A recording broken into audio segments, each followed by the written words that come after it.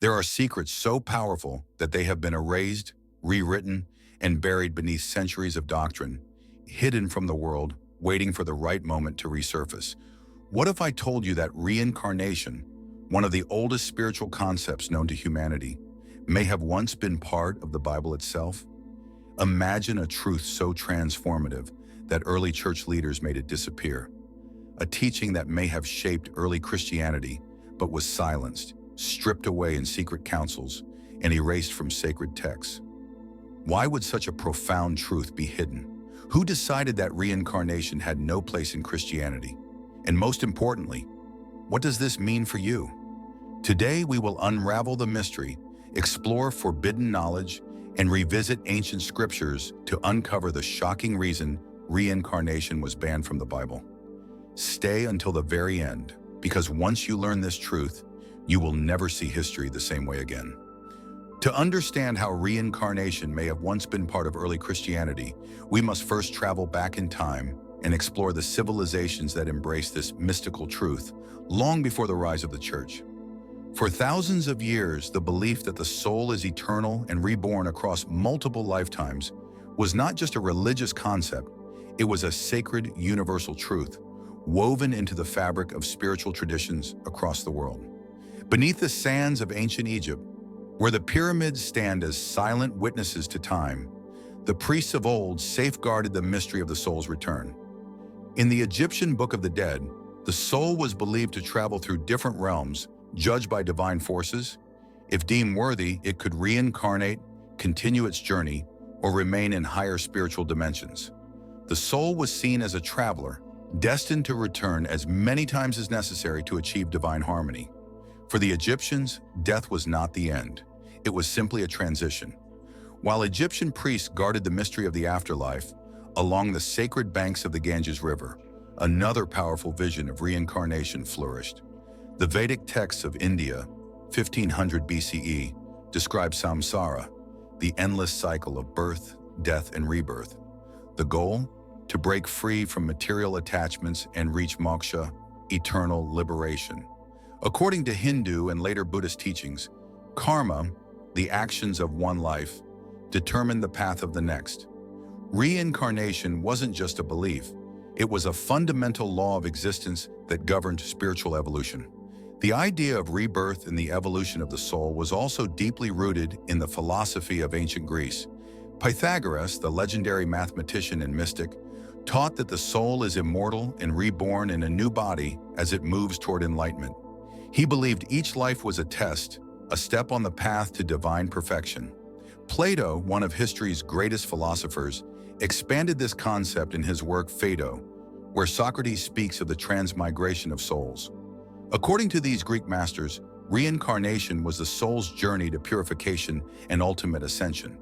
From Egypt to India, from Greece to the Far East, reincarnation was a sacred truth, recognized, respected, and taught by the world's greatest civilizations. The soul was eternal. Each life was a new chapter in a cosmic journey. Rebirth was a necessary process for spiritual evolution. But if so many cultures embraced reincarnation, why does modern Christianity reject it? Was this ancient truth once part of early Christian teachings before being erased from history? Or could remnants of this forbidden doctrine still be hidden in the text they didn't want you to read? Stay with me, because what you're about to discover will change everything.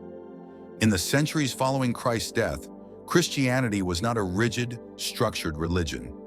It was a movement, a search for truth, an evolving philosophy.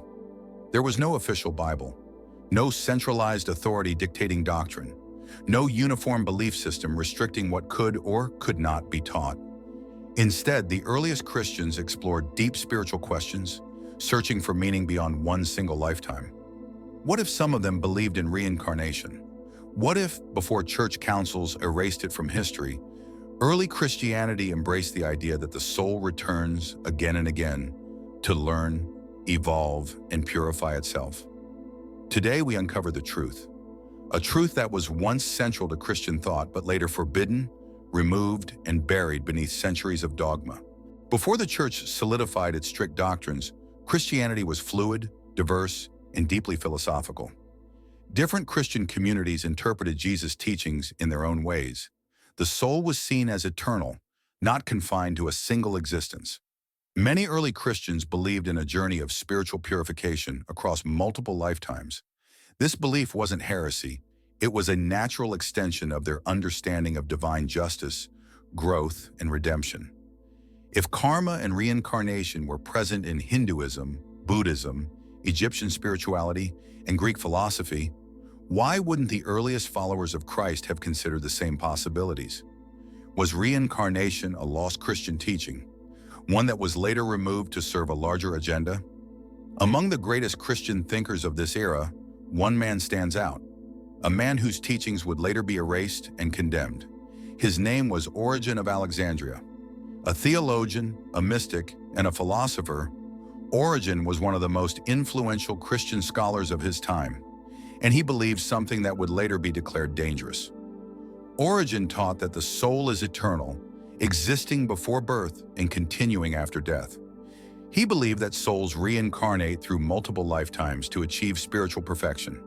In his most important work, De Principiis, On the Principles, he wrote that each soul is shaped by its past lives, strengthened by past victories or weakened by past failures. This idea that the soul's choices in one life affect the next is nearly identical to the concept of karma. For Origen, reincarnation was not a punishment, but an opportunity for learning, refinement, and ultimate unity with the divine. If one of Christianity's greatest thinkers openly taught reincarnation, if early Christian communities explored the possibility of the soul's return, if this idea was once part of Christian thought, then why isn't reincarnation part of mainstream Christianity today? What happened? Who erased these teachings? And more importantly, why? Stay with me, because what we're about to uncover next will change everything you thought you knew. For centuries, early Christianity was fluid, diverse, and open to multiple interpretations of the soul's journey. Some early Christians believed in reincarnation, the idea that the soul returns for multiple lifetimes, evolving with each one. Others debated it, but it was never fully rejected, until a dramatic turning point in history. By the 6th century, a powerful event reshaped Christianity forever. A gathering of religious and political leaders erased reincarnation from official doctrine, and it had little to do with theology. It was about power, control, and empire. But why? Who decided that souls only live once? And what did they gain by removing this belief? Stay with me, because what happened next changed the course of history. In 553 AD, the Second Council of Constantinople took place, a decisive moment in the formation of modern Christian doctrine. It was here that reincarnation was officially condemned and declared heretical. But this was not just a religious decision, it was a political one. The driving force? Emperor Justinian and his wife, Empress Theodora. Their goal? To unify Christianity under one doctrine, one that reinforced obedience to the church and empire. Their method? Removing any belief that allowed the soul to evolve outside of a singular religious authority. Reincarnation posed a direct threat to the church's growing power. Emperor Justinian ruled with an iron fist. He did not tolerate dissent and sought to consolidate Christianity into a single unified faith. Reincarnation, with its message of spiritual self-sufficiency, challenged the authority of the church. If people believed they had multiple lifetimes to evolve, they wouldn't feel the same urgency to follow strict religious teachings. The church wanted control over the soul's destiny. Justinian gave it to them. By removing reincarnation, the church reinforced the idea that people had one life to secure salvation, and that the only way to do so was through the church itself. This was not about faith, it was about power. Justinian was not alone in his crusade. His wife, Empress Theodora, played a major role in this decision, and her motivations were deeply personal. Before becoming empress, Theodora had lived in poverty and worked as an actress and prostitute, a life that carried deep social stigma. She feared the possibility of being reborn into hardship. Her fear of reincarnation fueled her support for banning the doctrine entirely. Together, Justinian and Theodora used their political influence to reshape Christian belief permanently. At this council, Justinian and Theodora gathered bishops and theologians from across the empire. Patriarch Eutychius of Constantinople led the proceedings. Bishop Vigilius of Rome initially resisted, but succumbed to imperial pressure. Those who opposed the ban faced excommunication or worse. The result? The doctrine of reincarnation was formally condemned. The teachings of Origen of Alexandria, the last major Christian proponent of reincarnation, were declared heretical. Anyone who continued to promote the idea risked excommunication and total exile from the church. The decision was final. Reincarnation was erased from Christian doctrine. The real reason reincarnation was removed wasn't because it contradicted Jesus' teachings. It was because it threatened the growing power of the church. Reincarnation empowered individuals. It suggested that each soul was responsible for its own growth and evolution. This meant salvation wasn't dependent on the church, something religious leaders feared. By enforcing the idea of only one life, the church increased urgency, obedience, and reliance on religious institutions. The message was clear: follow the church, obey its doctrines, and secure your place in eternity, because you won't get another chance. With this shift, Christianity transformed from a philosophy of self-discovery into an institution of control. But despite this suppression, echoes of reincarnation still exist in Christian mysticism and hidden texts. Gnostic scriptures reference cycles of the soul. Early Christian sects before the Council embraced reincarnation. Many scholars believe remnants of this belief are still hidden in biblical metaphors. Could it be that Christianity once accepted reincarnation, only for it to be erased by those in power? Could Jesus himself have taught spiritual evolution across multiple lives, only for that knowledge to be suppressed?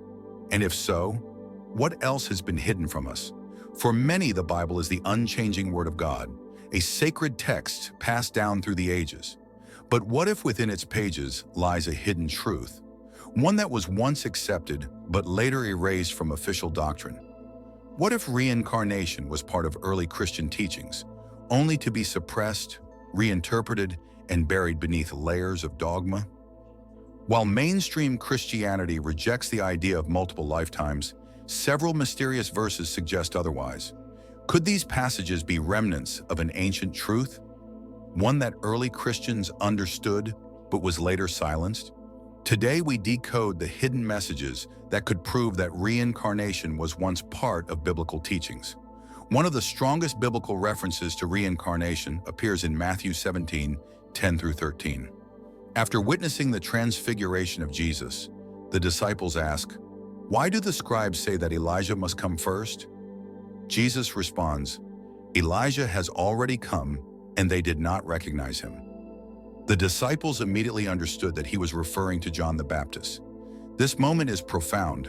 If Elijah had already come in the form of John the Baptist, how could that be possible unless reincarnation was real? Why didn't Jesus correct them? Why did he affirm this belief instead? For early Christians, this would have been clear evidence of the soul's return across lifetimes. This passage is not metaphorical. It suggests that John the Baptist was the reincarnation of Elijah, fulfilling the prophecy that Elijah would return before the Messiah. If reincarnation was foreign to Jewish and early Christian belief, then this passage makes no sense at all. In John 9:1-25, the disciples encounter a man born blind and ask Jesus, "Rabbi, who sinned, this man or his parents, that he was born blind?" This question is shocking and reveals a hidden belief system. How could this man have sinned before birth unless the disciples believed he had lived before?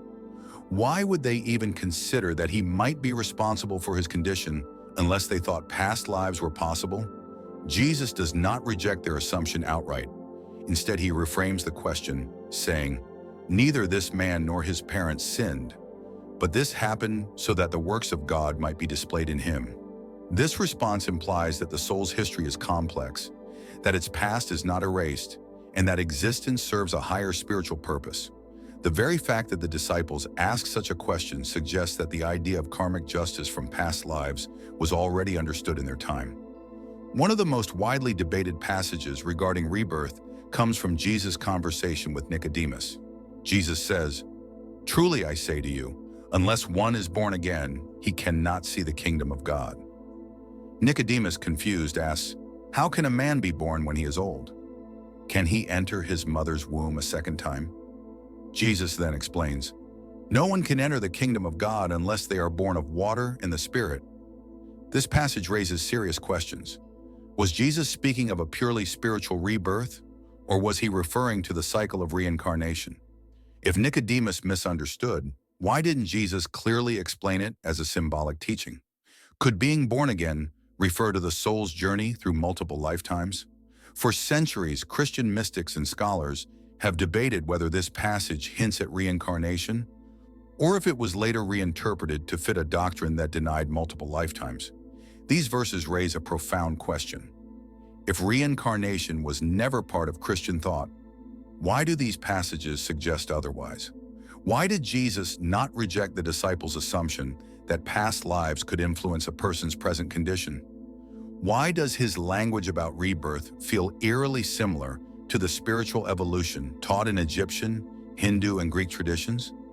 If the idea of reincarnation was once present in early Christian teachings, then why was it removed? And more importantly, what else has been erased from history? Stay with me, because the truth goes deeper than you think. For centuries, Western traditions suppressed the idea of reincarnation, removing it from doctrine, rewriting history, and replacing it with the belief in a single lifetime, followed by eternal reward or punishment. Yet today, reincarnation is returning with force, not as a mere belief about the afterlife, but as a fundamental key to understanding human existence, spiritual evolution, and the deeper purpose of life itself. In a world obsessed with instant gratification, where people seek quick success and external validation, the idea of multiple lifetimes offers a different perspective, one of continuous learning, self-discovery, and inner evolution. It suggests that each life is not an isolated event, but part of an infinite journey. And with this shift in understanding, many are awakening to a hidden truth, one that was once known but later erased from Western consciousness. Though reincarnation was removed from Christian doctrine, it was never forgotten. For millennia, Hinduism and Buddhism have taught that the soul moves through cycles of birth, death, and rebirth, a process called samsara. Karma determines the direction of the soul's journey. Each life serves as an opportunity for growth, purification, and enlightenment. The goal? To transcend the cycle and reach moksha, eternal liberation. Great thinkers like Swami Vivekananda, the Dalai Lama, and Alan Watts helped reintroduce this knowledge to the West, bridging the gap between ancient wisdom and modern seekers. No longer seen as just an Eastern belief, reincarnation has become a key component of modern spirituality. But this resurgence isn't just philosophical. It has now found scientific support. What if memories of past lives aren't just imagination? Dr. Ian Stevenson, a psychiatrist at the University of Virginia, spent decades investigating children who recalled past lives. These children remembered names, places, and events they had no logical way of knowing.